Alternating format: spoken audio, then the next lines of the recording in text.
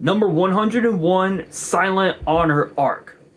A Yu-Gi-Oh card where back in the days of half format was actually a pretty decent card to use in so many different decks, including Mermail and even also Mythic Ruler. Although to be fair, Mythic Ruler doesn't really need number 101.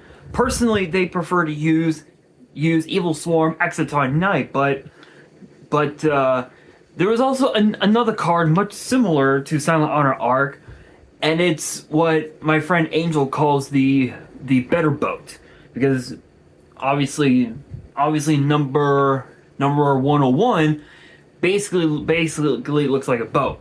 The other boat is this number 50, Black Ship of Corn. Definitely a very unique card to use in half format, but that's not what we're going to be talking about today. We're talking about this. Number 101, Silent Honor ARK. This card got a retrain in the newest OCG set Utility Selection, and this one is basically number 101 on steroids. It is absolutely nasty. The name of it is number 101, Silent Honor ARK Soul Asylum. So pretty much just like every other ace monster from the entire Yu-Gi-Oh franchise, it seems that Reginald Capsule, aka Shark, aka the Barian leader Nash, which ironically enough that's how I got my name. Bit of an interesting story. One of my viewers commented Nash by accident, and that's how I've been using that name for so long. Is getting a retrain of its ace monster, which looks so fucking cool. Oh my god. It actually looks really amazing. The artwork looks good.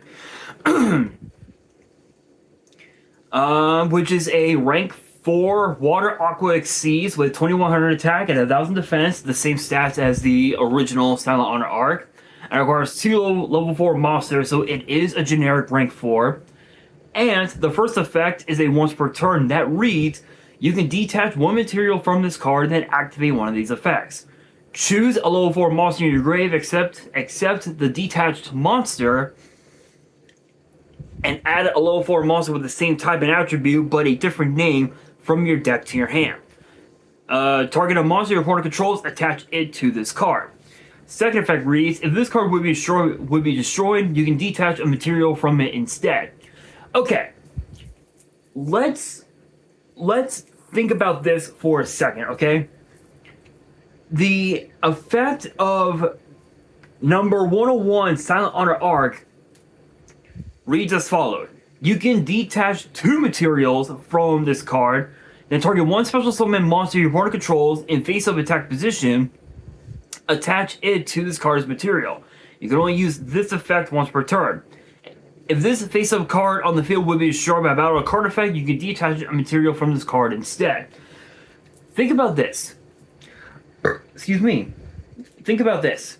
Silent Honor ARK, its first effect needs 2 materials. Okay? It needs two materials to attach another material to it as well the aforementioned material.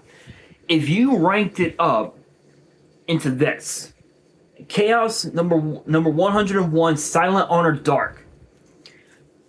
The effect of Silent Honor Dark reads as follows. Once per turn, you can target a special summon monster your opponent controls, attach it to this card's material. When this card is destroyed and sent to the grave, while it has material, you can special summon this card from your grave, then gain life points equal to the original attack of this card. Number 101 Silent Honor ARK must be in your grave to activate and resolve this effect. If this card is special summoned this way, it cannot attack for the rest of the turn. Now, does that last line of text matter? No, it really doesn't matter because typically you're using that effect on your opponent's battle phase, meaning that you would gain 2,800 life points every single time, every single turn that this card gets destroyed. Soul Asylum has the effect where you can basically treat it as Silent Honor Dark, where you get to attach a monster from your opponent's field to this one card as the material, and the second effect has the effect basically the same as Silent Honor ARK, where if it gets popped, you can detach instead. This can actually force out ways to summon out, to bring out if I can find it, here we are. This can easily help bring out Sky Crisis, which I actually have a copy, or as another alternate motive, you can also actually have it in my binder right here. If I can search for it.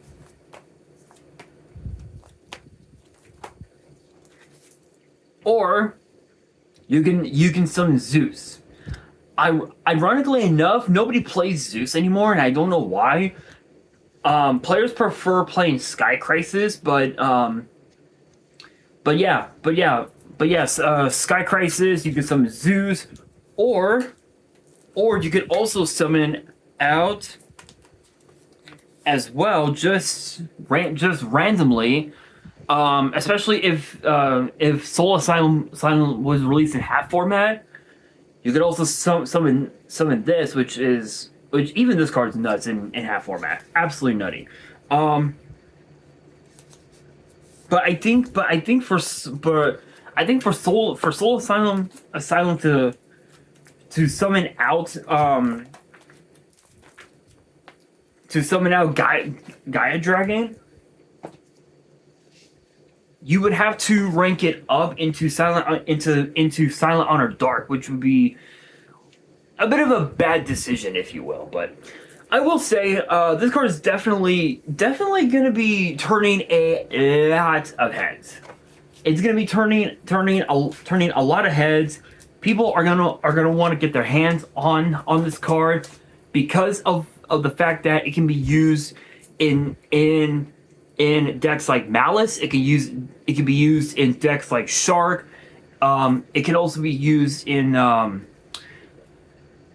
pendulum decks.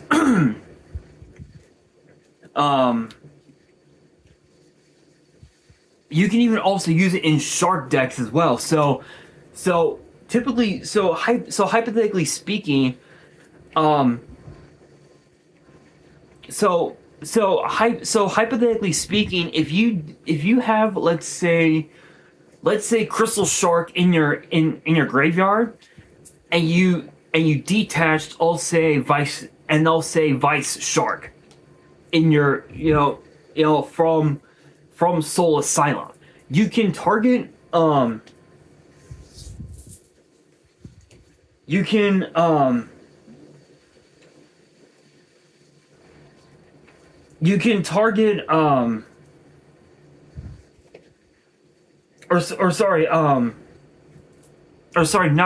Crystal Shark. Let's say you have Vice Shark in your grave, and you detach, I'll say, Lantern Shark, right? You can choose the Vice Shark, and you can add let's say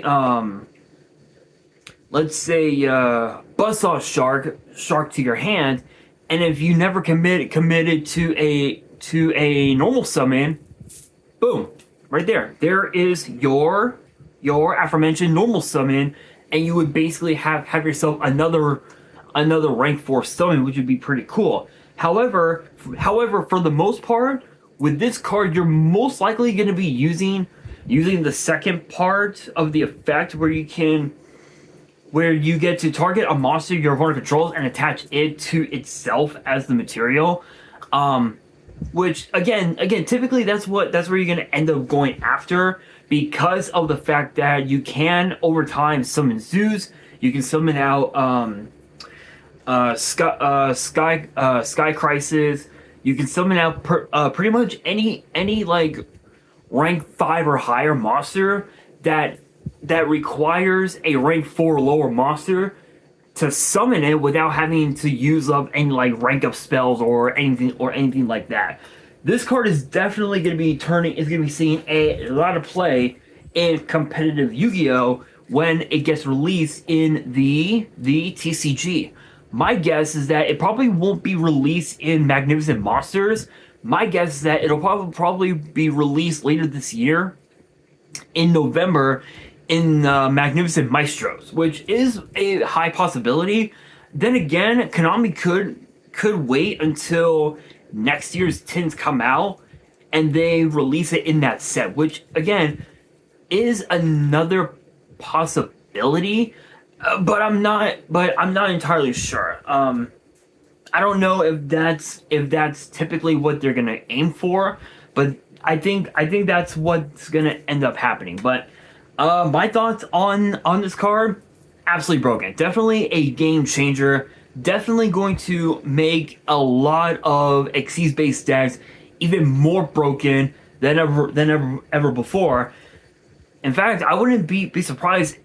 I wouldn't be surprised if the Shark decks made their way into the competitive Yu-Gi-Oh scene, which is another possibility. I mean, there are a couple. I think there's another YCS coming up next month. I could be wrong. I could be wrong. I don't keep up with like YCSs and all that shit, but I'm pretty sure we have another event coming up, and there is a possibility that even without this card,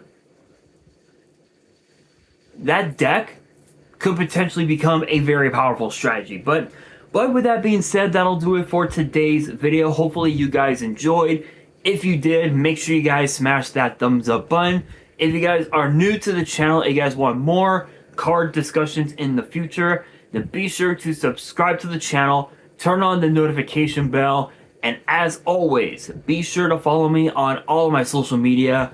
All of my ads will be in the description below, as will the info to my fan mail. It will also be in the description as well. And on that, this is your boy Nash, signing out.